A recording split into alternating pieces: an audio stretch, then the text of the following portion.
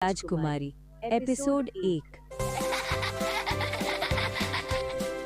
नमस्ते प्यारे बच्चों, आप सुन रहे हैं एक नई जादुई कहानी जहां दोस्ती है, रोमांच है और छुपा है एक बड़ा रहस्य।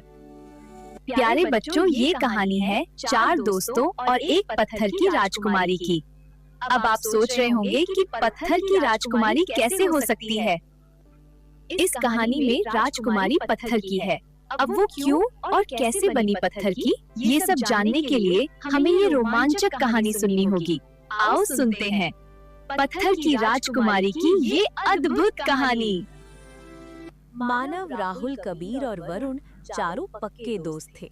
उन चारों की दोस्ती इतनी पक्की थी कि वो कभी भी लड़ाई नहीं करते थे, हमेशा मिलजुल कर रहते थे।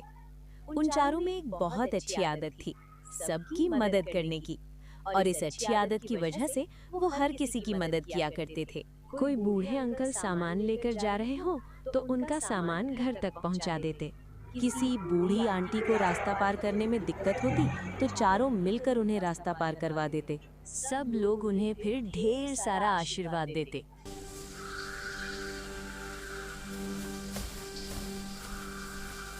एक दिन चारों दोस्त पार्क में खेल रहे थे, तभी मानव को बेंच पर एक पुरानी सी किताब रखी हुई दिखाई दी, जिस पर लिखा था, मानव, राहुल, कबीर, वरुण, हमारी मदद करो प्लीज।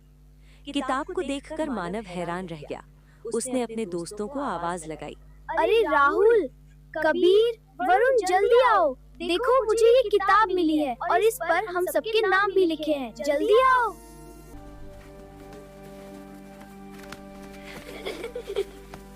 सब दौड़ कर आते हैं। अरे हाँ, इस किताब पर तो हमारे नाम लिखे हुए हैं। लगता है किसी को हमारी मदद की जरूरत है। पर कौन है जिसे हमारी मदद चाहिए? एक काम करते हैं, इस किताब को खोलकर देखते हैं, शायद इसमें कुछ लिखा हो। हाँ, तुम ठीक कह रहे हो। चलो तुम सब मेरे घर चलो, हम घर पर आराम से इस किताब को पढ़ेंगे।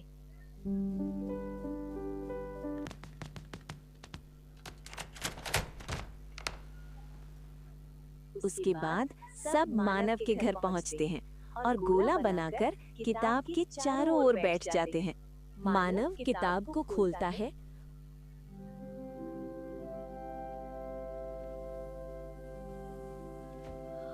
पर ये क्या?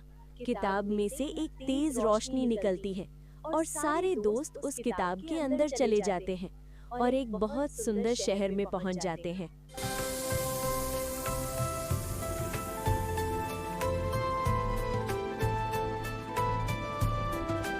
चारों दोस्त बहुत हैरान थे। अरे ये हम कहाँ आ गए? हम तो किताब पढ़ रहे थे। हम किताब के अंदर आ गए हैं। ये तो कोई जादुई किताब लगती है। मुझे तो सब कुछ जादुई लग रहा है। कहीं हम सपना तो नहीं देख रहे? नहीं, ये सपना नहीं है। उस किताब पर लिखा था कि हम चारों की मदद चाहिए। क्या पता हम यहाँ किसी की मदद के लिए लाए गए हों। थोड़ा आगे चलकर देखते हैं, तभी सारी बात का पता चलेगा।